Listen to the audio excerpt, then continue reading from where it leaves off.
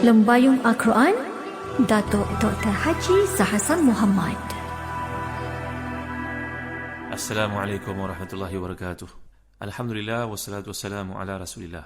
Innal hamdalillah nahmaduhu wa nasta'inuhu wa nastahdihi wa nastaghfiruh wa natubu ilaihi wa natawakkalu alaihi wa na'udzu billahi min shururi anfusina wa sayyiati a'malina. May yahdihillahu fala mudilla lahu wa may yudlil fala hadiya lahu. Allahumma salli wa sallim wa barik ala Muhammad wa ala ali Muhammad kama sallaita wa sallamta wa barakta ala Ibrahim wa ala ali Ibrahim fil alamin innaka Hamidum Majid.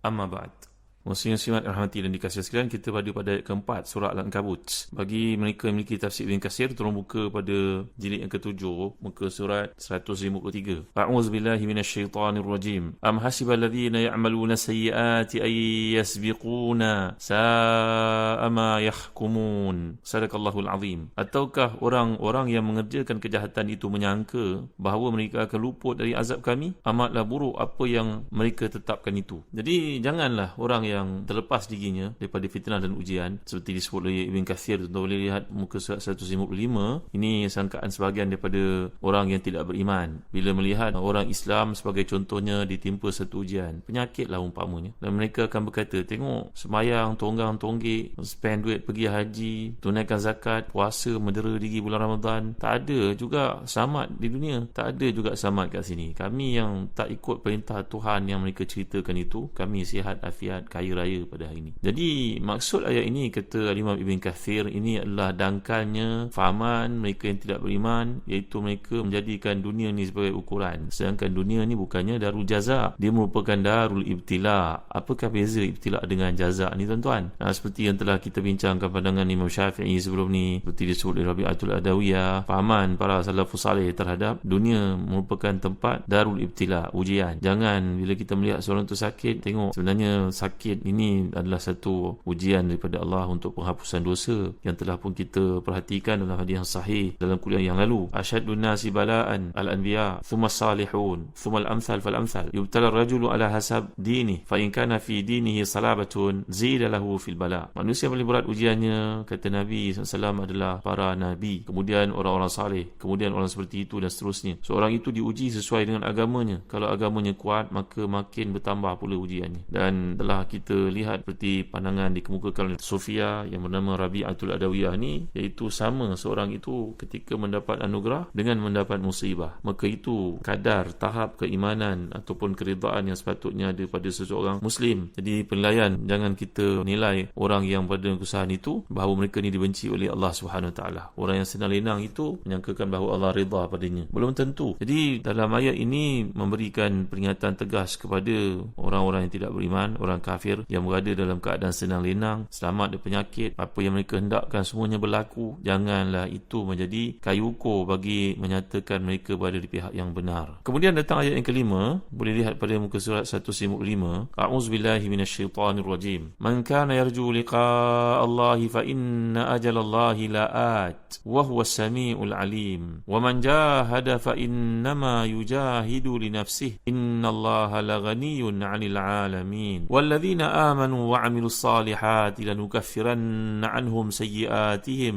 ولنجزينهم أحسن الذي كانوا يعملون. صدق الله العظيم. Barang siapa yang mengharap pertemuan dengan Allah, maka sungguhnya waktu ini dijanjikan Allah itu pasti datang, dan dialah yang maha mendengar lagi maha mengetahui. Dan barang siapa yang berjihad, maka sungguhnya jihadnya itu adalah untuk dirinya sendiri. Sungguhnya Allah benar-benar maha kaya, tidak memerlukan dari alam semesta. Dan orang-orang yang beriman dan beramal saleh, benar-benar akan kami hapuskan dari mereka dosa-dosa mereka, dan benar-benar akan kami beri mereka balasan yang lebih baik daripada apa yang mereka kerjakan. Kita sedang membincangkan surah Al-Ankabut ni, bagaimana bahagian yang pertama daripada surah ni menceritakan tentang ujian dalam kehidupan orang beriman itu sebagai kayu ukur untuk mereka tahu tahap diri mereka sendiri. Dan surah Al-Ankabut ini dia petik namanya daripada seekor haiwan. Haiwan kecil ini walaupun demikian menarik untuk kita kaji. InsyaAllah dalam kuliah akan datang saya akan sebut mengapa haiwan ini dipilih oleh Allah untuk dinamakan surah yang penting ini ini untuk menjadi landasan kehidupan kita. Walaupun surah-surah Al-Quran ni sebenarnya semua punya kelebihan, membaca mendapat pahala. Kata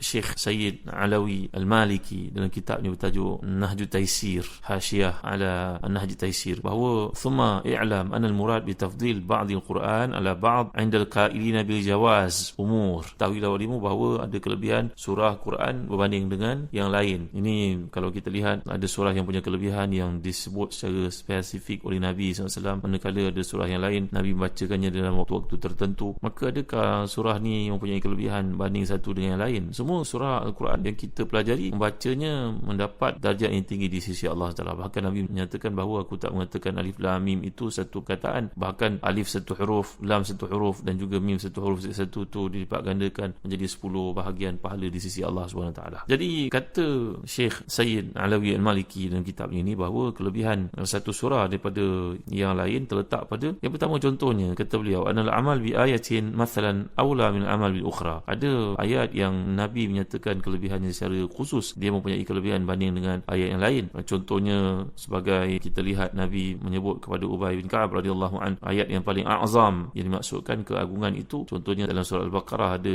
ayatul kursi. Jadi ternyata ayat ini punya kelebihan banding dengan ayat yang lain untuk konteks dan niat ataupun hajat yang tertentu. Yang kedua, kata beliau, satu ayat tu lebih utama daripada yang lain kerana ayat-ayat hukum lebih utamalah daripada ayat-ayat yang berbentuk pengkisahan, qasas. Fa ayatul ahkam khairun min ayatul qasas. Ini yang kedua. Yang ketiga, maka yang disebut tadi anna qari'a ba'd al-ayat yata'ajjal lahu bi qira'atiha fa'idatun siwa sawabit tilawah wa tadabbur ka ayatil kursi. Jadi kelebihan ayat ni banding dengan ayat yang lain, Nabi telah menyatakan keutamaan itu, seperti contohnya ayatul kursi, baca untuk melindungi seorang daripada gangguan syaitan, sihir dan sebagainya. Dan tentulah ayat-ayat tauhid, kata beliau, anna madulat ayat tauhid was sifat asna wa ajal min madulat ghairiha. Ayat yang berbentuk ayat tauhid dan juga akidah ni tentulah lebih utama daripada ayat yang lain. Jadi maksud keutamaan satu ayat dibandingkan yang lain dalam 3 bentuk ini. Yang pertama, kelebihan satu ayat berbanding dengan yang lain berlaku kerana ayat itu mengandungi hukum, ayatul ahkam, maka tentulah dia lebih utama daripada ayat-ayat bersifat pengkisahan. Yang kedua, ayat-ayat berkaitan tauhid tentulah lebih tinggi kedudukannya daripada ayat-ayat yang bukan berbentuk tauhid ini. Yang ketiga,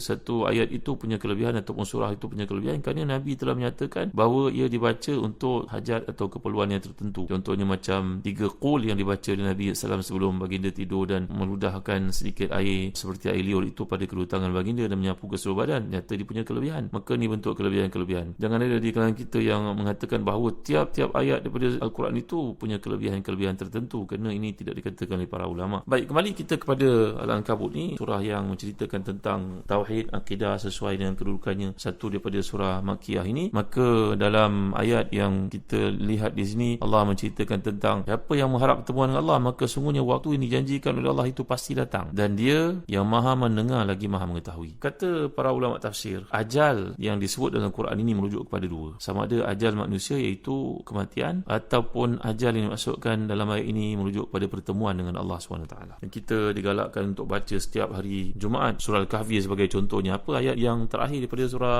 Al-Kahfi itu? A'udzubillahi minasyaitanirrajim. Faman kana yarju liqa'a rabbih falyamal amalan salihan wala yusyrik bi'ibadati rabbih ahada. Siapa yang mengharap pertemuan dengan Tuhannya, maka hendaklah dia beramal saleh dan jangan dia melakukan syirik sesuatu pun dalam peribadatannya kepada Allah SWT.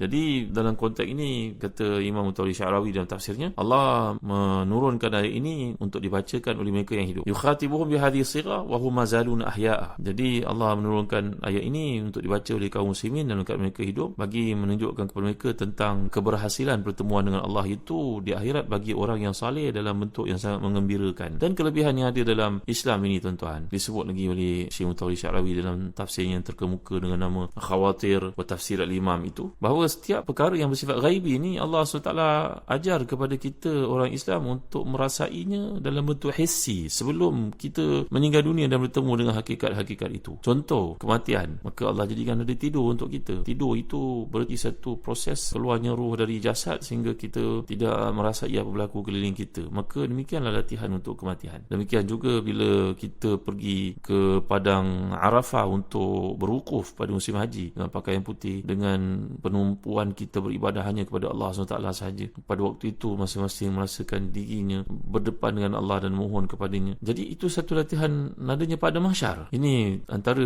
kehebatan yang diajar dalam Islam, bahawa setiap benda yang berlaku itu ada perkara yang perlu kamu fikirkan kesinambungannya tentang urusan ghaibi yang akan kamu lalui, kematian itu contohnya. Dalam ayat ini kata Zamakhsyari dalam tafsirnya, perhatikan ya, man kana yarju liqa Allahi fa inna ajalallahi la'at. Menarik untuk kita renungi. Fa inna ajalallahi la'at. Kaifa waqa'a jawaban li syarti. Ini satu bentuk, macam mana bentuk jawapan kepada syarat yang maksudkan ni? Man. Nah, ni isim syarat. Siapa yang mengharap bertemu dengan Tuhannya, maka ajal dengan Allah itu pasti akan berlaku. Kalau kita terjemahkan direct lah. Tapi kalau kita lihat tafsir Ibn Katsir ni, penterjemahannya pada muka 155 ni, siapa yang mengharap pertemuan dengan Allah, maka sungguhnya waktu yang dijanjikan Allah itu pasti datang. Tadi saya dijelaskan kepada tuan-tuan bahawa maksud ajal ini merujuk kepada dua perkara. Ajal yang merupakan kematian manusia itu sendiri, dan ajal iaitu pertemuan dengan Allah SWT di akhirat. Ada banyak penggunaan, contohnya dalam surah Al-A'raf yang pernah saya bincangkan dengan tuan-tuan dan tadabbur di IKIM beberapa tahun lalu. Ayat 34 contohnya Allah menceritakan, a'udzubillahi minasyaitonirrajim, wa likulli ummatin ajal fa idza jaa ajaluhum la yasta'khiruna sa'atan wa la yastaqdimun. Setiap umat itu ada ajalnya. Bila datang ajalnya maka tidaklah dilambatkan walaupun sedetik, dan tidak pula dikedepankan. Begitu juga kalau kita lihat dalam surah An-Nahl contohnya, ata amullahi fala tasta'jilu. Juga ada kaitan dengan perkara yang dinyatakan kat sini, iaitu hakikat kepada ajal ini tadi, dia merujuk kepada pertemuan dengan Allah SWT. Jika seorang mukmin itu telah pun setiap hari melihat kematian, dan kematian itu akan berlaku pada dirinya, itu adalah satu pembuktian bahawa mereka akan dipertemukan di akhirat untuk dibalas atas segala perkara yang mereka lakukan. Begini maksud, lihat ayat ini semula. Bila Allah menyatakan, man kana yarju liqa Allahi fa inna ajalallahi la'at. Ini satu uslub syarat kalau kita faham dalam bahasa Arab. Siapa yang mengharapkan pertemuan dengan Allah, maka sesungguhnya waktu yang ditentukan dengan Allah itu pasti datang. Macam kita katalah bahasa Melayu, siapa nak beli ayam kampung pasal minggu 2-3 hari lagi. Apa maksud kita kat sini? Siapa nak beli ayam kampung pasal minggu, pasal pagi, pasal tani 2-3 hari lagi. Maksudnya siapa nak beli ayam kampung ni, ayam kampung ni ada kat pasar tu, pasal tani lagi 2-3 hari. Maksudnya begitulah. Jadi ini satu uslub yang bukan saja digunakan dalam bahasa Arab, bahkan dalam bahasa kita pun ada pendekatan seperti itu. Jadi man kana yarju liqa Allah fa inna ajalallahi la'at. Siapa yang mengharap pertemuan dengan Allah, maka sungguhnya pertemuan itu pasti berlaku. Kerana ajal ni tadi, kata Imam Mutawalli Sya'rawi, dia merujuk kepada satu yang bersifat mahdud, al-waktu al-muhaddad, waktu al-mahdud yang telah ditetapkan, waktu yang telah muakkad, yang telah pun ditetapkan. Jadi siapa yang nak bertemu dengan Allah SWT, maka pertemuan dengan Allah itu telah dijadualkan. Dia pasti datang, dia pasti berlaku. Wa huwa sami'ul alim. Dan dia, Allah SWT itu bersifat dengan sifat maha mendengar lagi maha melihat. Kat sini antara perkataan yang menarik untuk kita perhatikan. Alim, luas. Sami' sebahagian daripada ilmun. Maknanya ilmu, pengetahuan. Satu daripada sumbernya adalah pendengaran. Anak-anak itu menguasai ilmu, contohnya dia belajarlah bahasa Arab di sekolah, maka dia faham benda itu kerana dia mendengar cikgu dia bercakap, oh baru faham begini maksudnya, dia melihat. Mengapa dua perkara ini yang diberi penekanan oleh Allah, sami' dan juga alim. Wa huwa sami'ul alim. Ini sifat Allah Subhanahu wa taala. Jelas Syekh Mutawalli Sya'rawi dalam tafsirnya, bila kita perhatikan, kita ni dianugerahkan Allah dengan anggota panca indera yang banyak, antaranya lisan, lidah, antaranya anggota yang lain, anggota pendengaran, anggota penglihatan, anggota merasa, deria membau sebagai contohnya. Maka setiap benda ini semuanya mempunyai kerja, dia punya peranan. Jami'an laha a'mal, fal qawlu amalu lisan, wal fi'lu amalu baqiyatil jawari. Berkata adalah kerja yang dilakukan oleh lisan, lidah, manakala tindakan lain dilakukan oleh anggota-anggota kita yang lain. Menarik perkara ini, insyaAllah saya akan huraikan dalam kuliah akan datang. Apakah kaitan, mengapa pemilihan perkataan sami' dan juga alim yang diberi penekanan oleh Allah SWT dalam konteks penceritaan kepada orang beriman yang mana mereka nak bertemu dengan Allah SWT ini. Wallahu a'lam. Wa sallallahu ala sayyidina Muhammad wa ala alihi wa sahbihi wa baraka wa sallam. Walhamdulillahi rabbil alamin. Wa barakallahu fikum. Wassalamu alaikum warahmatullahi wabarakatuh.